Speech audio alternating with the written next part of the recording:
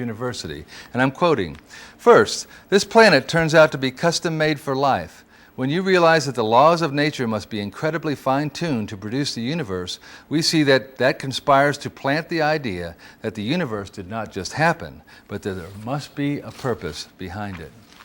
On the first day of creation, God says, Genesis 1:3, "And God said, 'Let there be light,' and there was light."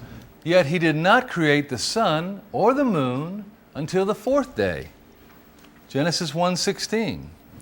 "God made two great lights, the greater light to govern the day and the lesser light to govern the night. He also made the stars." So what is the light in Genesis 1:3? It's found in John 1:1-5. "In the beginning there was the Word, and the Word was with God, and the Word was God. He was with God in the beginning. Through him all things were made. Without him nothing was made that has been made.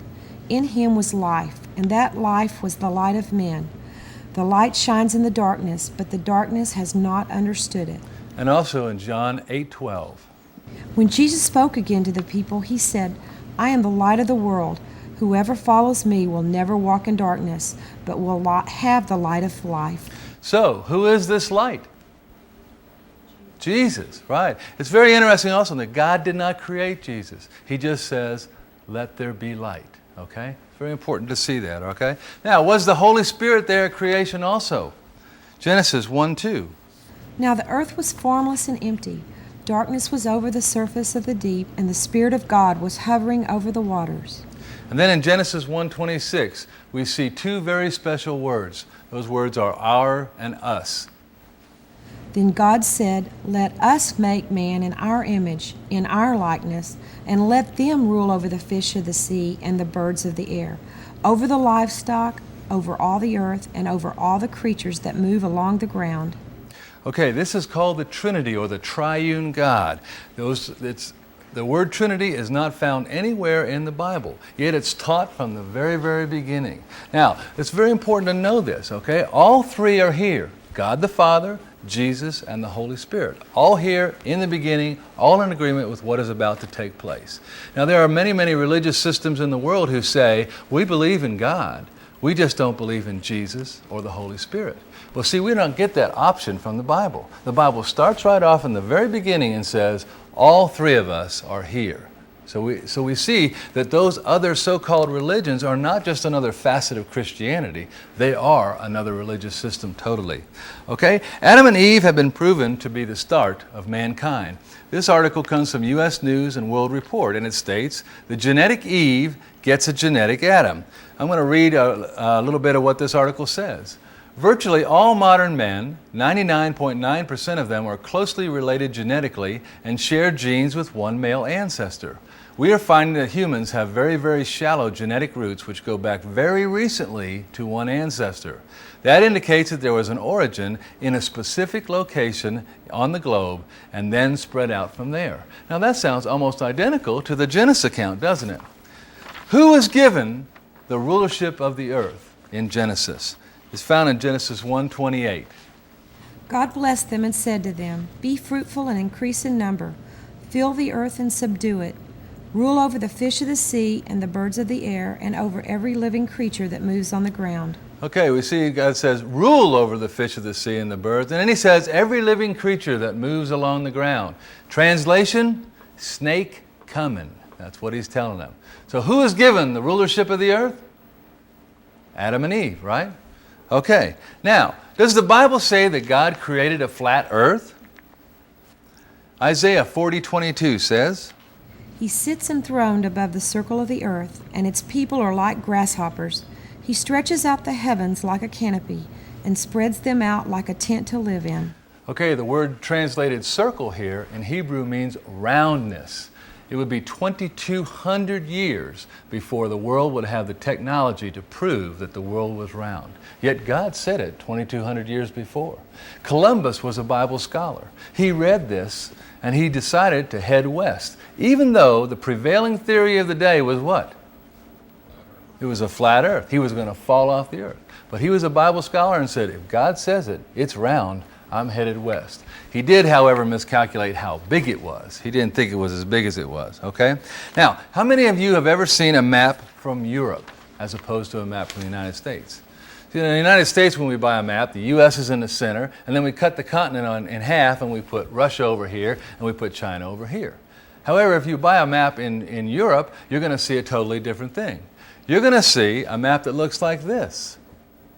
And what is in the center? God tells us. Ezekiel 5:5. This is what the sovereign Lord says.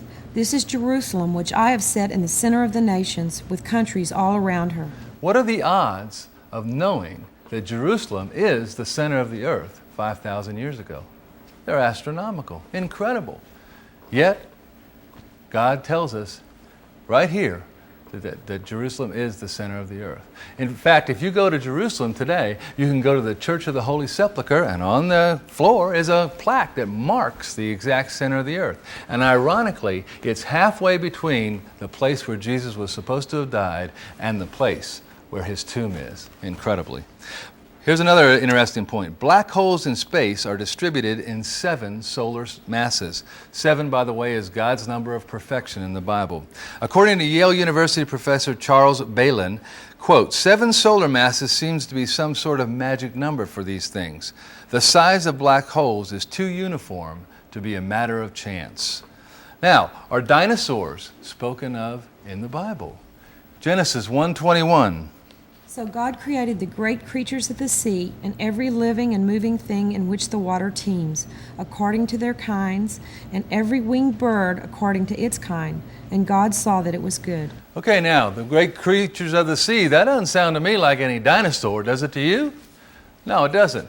But during the day of the King James boys, when they were translating the Bible, they took this word in Hebrew, which means termine, and they said, well, it means great sea creature. It also means land reptile or giant land monster.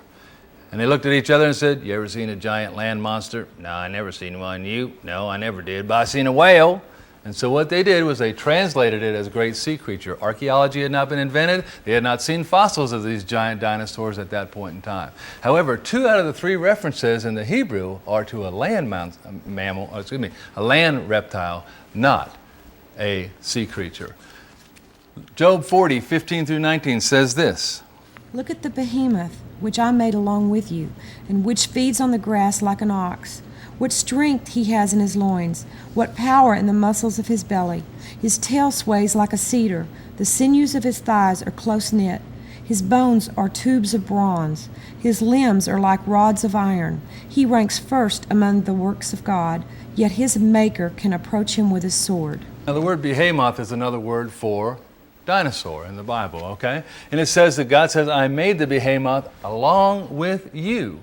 The Bible tells us that dinosaurs and man lived together at least for a short period of time. And he also mentions that his tail sways like a large cedar tree, okay? All mammals today, giant hippopotamus, rhinoceros, elephant, they have big tails, right? No, they got little itty bitty ones, okay? So the description that we see in the Bible is not of an elephant or a hippopotamus or a rhinoceros. It most closely resembles a dinosaur, all right? All right, now, what about evolution, okay? Well, first of all, we're going to only do a few quick notes on it because we could spend the next 6 weeks doing evolution alone, okay? So we're just going to hit a few high points, all right? But first of all, let's understand something. Is evolution a religion? Is it? See, evolution and creation have to be believed. You can't prove either one of them, so therefore you must believe in them, okay? So, from that standpoint, evolution qualifies as a belief system. Ironically, God, rather than avoid this dilemma, encourages faith as opposed to something else, okay? What is it that makes 2 scientists look at the same information? One becomes a creationist and the other becomes an atheist. Is it having to be accountable to a living God? I don't know. Evolutionists have long led you to believe that you are a mental invalid if you believe in anything but evolution. But according to a study in the July 20th issue of Newsweek released last year, 40% of American scientists believe in a personal God. And not just one that has a presence in the world, but an actual deity that they can pray to. 40% of American scientists. Well,